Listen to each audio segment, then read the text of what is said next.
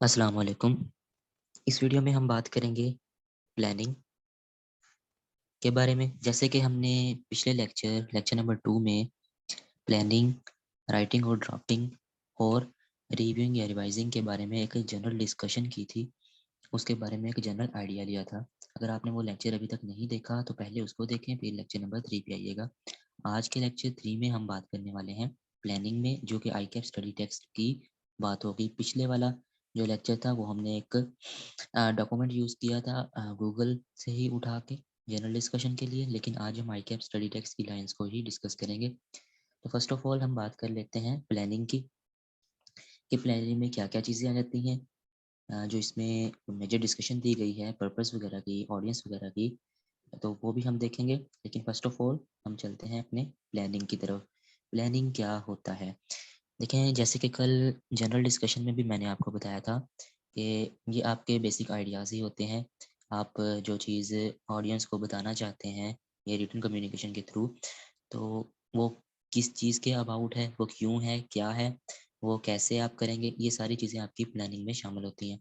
तो हम आईकैप की स्टडी टेक्स्ट की लाइंस को अगर रीड करें, the first stage of any written communication is to plan. Written communication की जो फर्स्ट स्टेज होगी वो चीज़ों को प्लान करना ही होगा।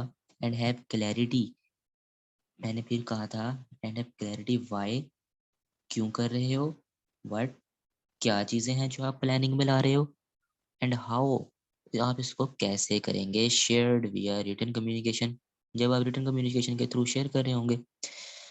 अच्छा, ये लाइन है, the earlier chapter discuss the PRCM matrix where determining purpose, recipient, content. जैसे पहले AFC में बिजनेस कम्युनिकेशन की बुक हुआ करती थी, तो उसमें ये सारी चीज़ें बताई गई थी, रेसिपिएंट, कंटेंट, मीडियम, ठीक है। जो भी इसका राइटिंग का क्रिटिकल एरिया होता था, ठीक है। तो इसलिए अर्लियर चैप्टर्स में डिस्कस किया गया है, ये जो पहले होती रही हैं। लेकिन the planning process involve spending some time in determining these elements. जो पहले चैप्टर्स में एलिमेंट्स यूज होते थे कंटेंट, मीडियम, रिसिपिएंट के हवाले से, तो ये प्लानिंग प्रोसेस में ये सब चीज़ें इन्वॉल्व हैं, ठीक है। और फिर then actually drafting a message. आप ये चीज़ें प्लान करेंगे तो फिर ही आपका मैसेज ड्राफ्टिंग में जाएगा ना, फिर ही आप मैसेज राइट करोगे या उसको ड्राफ्ट में रखोगे। द क्लियरर दीज एलिमेंट्स, आप इन एलिमेंट्स को जितना क्लियर करोगे, the written message would be more relevant and context appropriate. अब जो प्लानिंग में एलिमेंट्स यूज़ हो रहे हैं, आप उनको जितना अच्छा करेंगे, जितना क्लियर करेंगे ऑडियंस के लिए, उतना ही मैसेज रेलिवेंट होगा आपके टॉपिक के, और उतना ही मैसेज ऑडियंस को अच्छे से समझ भी आ रहा होगा। अब हम बात करते हैं इसके पर्पस की, ठीक है। प्लानिंग हमने देख ली, अभी हम इसके पर्पस की बात करेंगे कि प्लानिंग करने का जो मेन पर्पस है, मेन आइडिया, वो क्या होता है। ठीक है, अब पर्पस क्या होता है? पर्पस, आप कोई गोल अचीव कर रहे होते हैं, ठीक है? कोई एक टारगेट होता है, आप उसको अचीव करना चाहते हैं, तो ये सब चीज़ें आ जाती हैं पर्पस में, कि आपका मकसद क्या है प्लानिंग करने का।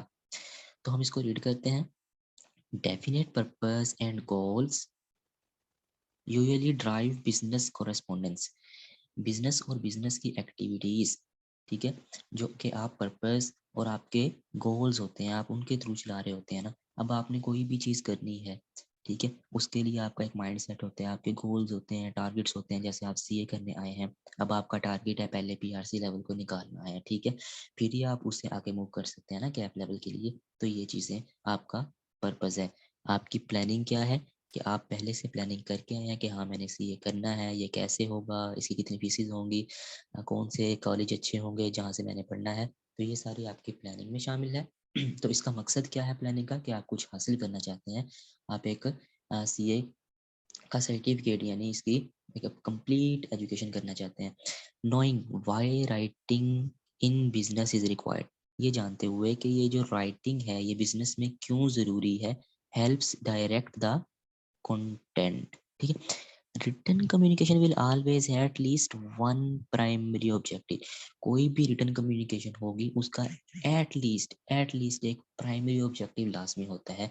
लेकिन जो सेकेंडरी ऑब्जेक्टिव हैं वो बहुत ज़्यादा होते हैं। इसके बारे में मैं अभी आपको ब्रीफली इसकी डिस्कशन दूंगा और इसके एग्जाम्पल से भी समझाऊंगा कि written communication will have at least one primary objective but also include a number of secondary objectives.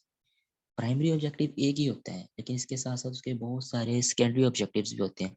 अब आप सीए करने आए हैं, इंशाल्लाह आप करेंगे, अल्लाह पाक आपको कामयाबी दे। अब जो प्राइमरी इसका ऑब्जेक्टिव हुई है कि आप चार्टर्ड अकाउंटेंट कहलाएंगे आफ्टर क्वालिफिकेशन, ठीक है।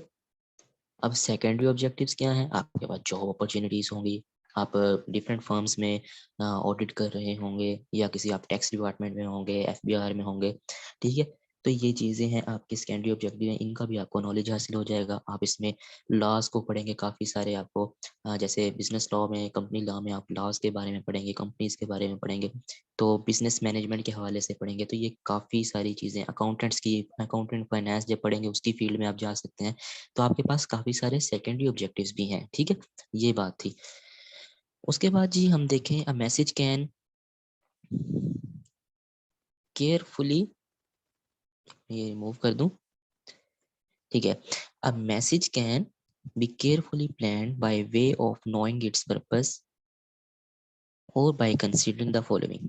ये चीज़ें जो 3 बुलेट्स आपको दी गई हैं, इनको, जो भी मैसेज आप केयरफुली प्लान करना चाहते हैं, आपको ये चीज़ें देखनी चाहिए, इन चीज़ों को कंसीडर करना चाहिए। Checking that each element of the message is relevant and suitable to the audience। जो आप रिटर्न कम्युनिकेशन अपनी ऑडियंस को, जो आपके सामने बैठे हैं, रिसिपेंट हैं, उनको दे रहे हैं, क्या जो आप मैसेज दे रहे हैं वो टॉपिक के रिलेटेड भी है, टॉपिक के रेलिवेंट भी है, और क्या वो जो ऑडियंस सामने है उनके लिए सुइटेबल भी है। अच्छा जी, अब देखें ना, अब जैसे गूंगे बहरों का भी स्कूल होता है और आप बोलने वाले, अब आप उनको जाके भाई बोलना शुरू कर दो, ये तो उनके रेलिवेंट नहीं है, ठीक है, उनको कौन सा सुनाई दे रहा है, तो वो ऑडियंस के लिए सुइटेबल नहीं है। अब providing all the points that are needed and are in a logical order. जो आप पॉइंट्स बता रहे हैं, क्या उनकी ज़रूरत भी है, क्या वो एक सीक्वेंस में भी हैं, एक लॉजिकल ऑर्डर में आ रहे हैं, जो आपकी ऑडियंस को समझ आएंगे।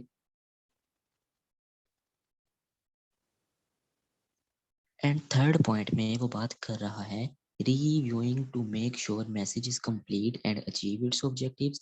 इस बात को रिव्यू कर लें कि जो आपका मैसेज है वो कंप्लीट भी है, क्या उसने अपना मकसद अचीव कर लिया है या कर लेना है।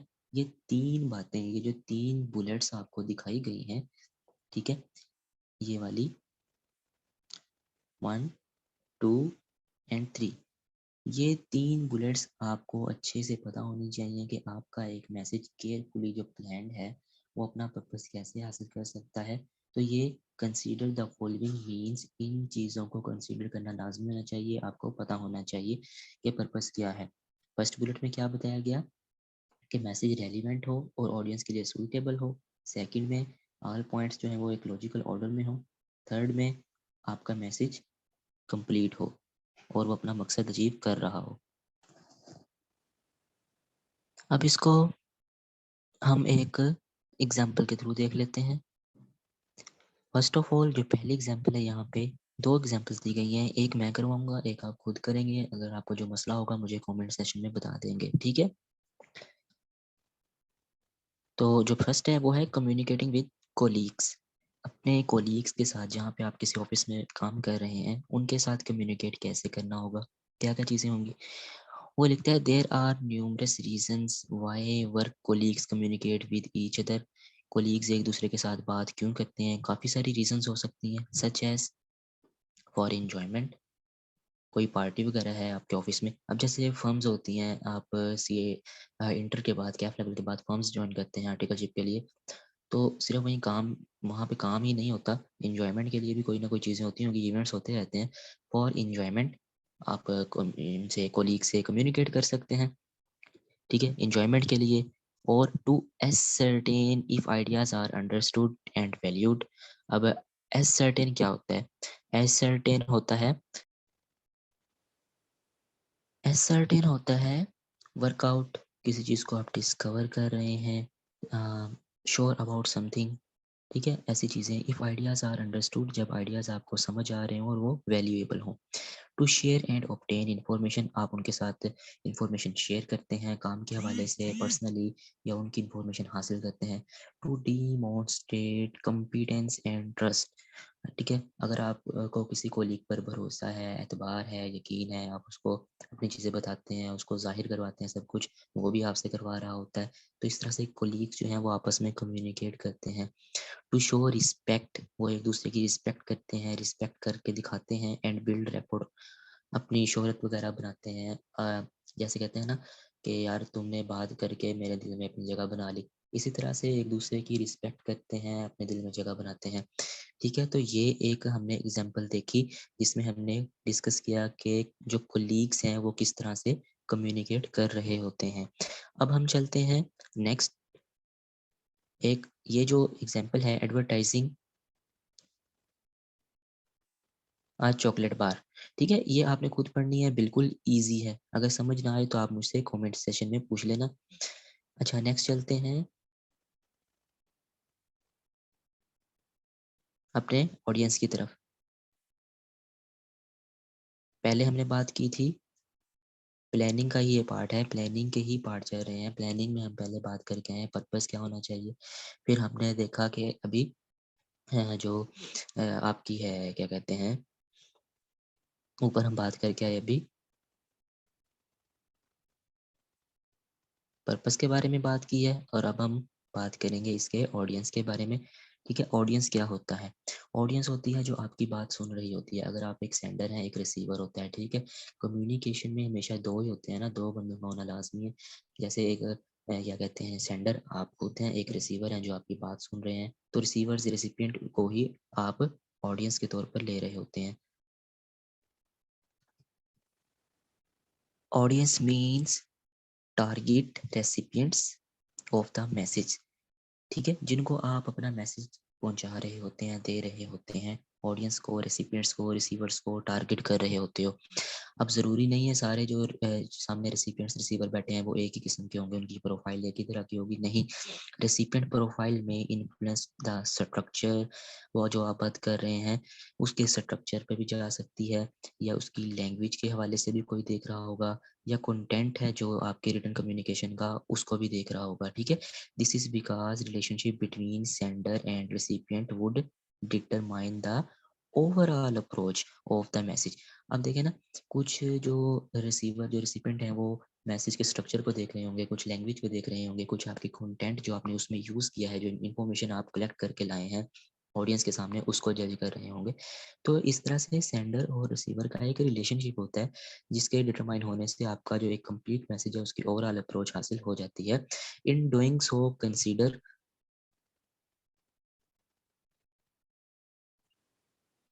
अच्छा आपने कुछ चीज़ों को ना कंसीडर करना होता है। अब वो कौन सी हैं कि साइज एंड कंपोजिशन, उसका साइज क्या है, उसकी कंपोजिशन क्या है।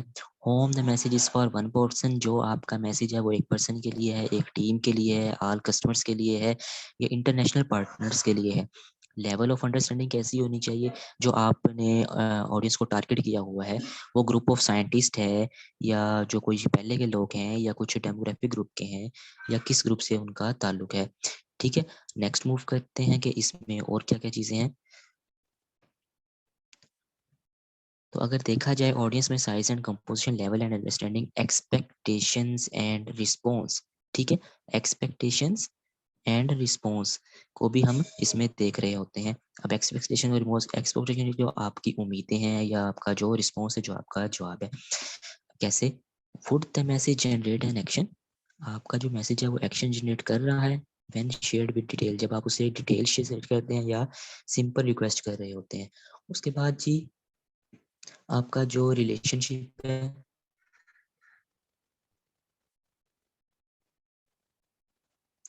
हाँ जी रिलेशनशिप है। Are you known and trusted colleague, or is the relationship more distant and formal, जो आपका रिलेशन है वो मोर डिस्टेंस है या मोर फॉर्मल है। उससे मतलब दोस्ती वाला, प्यार मोहब्बत वाला रिलेशन है, या डिस्टेंट है कि आप उससे बात ही नहीं करते, या उसको एक अजनबी के तौर पर समझ रहे होते हैं। तीसरी बात जो आती है आपका working environment. Working environment specialist are likely to respond better to use the technical jargon. अब जो स्पेशलिस्ट होते हैं वो जो टेक्निकल जार्गन है, ये एक लैंग्वेज की ही किस्म है, मुश्किल होती है, समझ नहीं आती, उसको बेटर रिस्पॉन्ड करना करना पसंद करते हैं। Also consider where in the reporting hierarchy of recipient seats, अब इसमें एजुकेशन भी अच्छी थी, इस पे भी आपको देखना होगा। Consider level of education of the recipient, जिनको आप टारगेट किया हुआ ऑडियंस को, क्या उनको कोई वो पढ़े लिखे हैं, एजुकेटेबल हैं या नहीं है, यानी कम ही बिठाए हुए हैं सामने, तो इस चीज़ों का भी ध्यान रखना पड़ता है। एटीट्यूड्स एंड इंटरेस्ट, उनका एटीट्यूड कहता है और उनकी दिलचस्पी कैसी है। Consider the recipients general outlook, उनकी पर्सनैलिटीज, उनका इंटरेस्ट किन चीज़ों में, इंक्लूडिंग कल्चर में है या फिर रिलीजन के हवाले से, ये भी पता होना चाहिए। अब आपको एज, एज एक अच्छा मैटर है इसमें। किस तरह से, remembers that people's attitude vary with age and experience. देखो ना, बच्चे हों तो उन्हें क्या कहा जाता है कि यार इसमें तो अक्ल ही नहीं है, बच्चा है ना, इसके पास क्या एक्सपीरियंस है। अब एज जैसे जैसे बढ़ती जाती है, जब आप जवान नौजवान बूढ़े हो जाते हैं, तो आपको काफ़ी, आपने अपनी लाइफ में एक्सपीरियंसेस देखे होते हैं, उनसे आपको मज़ीद एक्सपीरियंस मिल जाता है। ठीक है, तो आपको बहुत कुछ सीखने को मिलता है। तो जो पीपल्स का एटीट्यूड है वो एज टू एज और एक्सपीरियंस टू एक्सपीरियंस वेरी करता रहता है, बढ़ता रहता है। ठीक है, अब इसमें हम एक एग्जाम्पल को देखते हैं। अब देखें ना, जैसे मैंने आपको कहा था कि बंदे बंदे में फ़र्क होता है ऑडियंस में। कुछ लोग जो होते हैं आपके बहुत करीब होते हैं, कुछ आपसे दूर होते हैं। अब अगर आप देखें किसी न्यू, ये एग्जांपल है, ये आपने इतना जो मैसेज है ये खुद रीड करना है, इसमें कुछ भी नहीं है। ठीक है, ये एक एग्जांपल है ओल्ड क्लाइंट के साथ और न्यू क्लाइंट के साथ, ये मैं आपको बताता हूँ, ऑडियंस का कॉन्सेप्ट समझ आ जाएगा। न्यू क्लाइंट के साथ कैसे बात करते हैं, ओल्ड क्लाइंट के साथ कैसे बात करेंगे आप। अब message would require a professional tone, professional tone आप यूज़ करेंगे जब आप कम्युनिकेट कर रहे होते हैं एक न्यू क्लाइंट के साथ।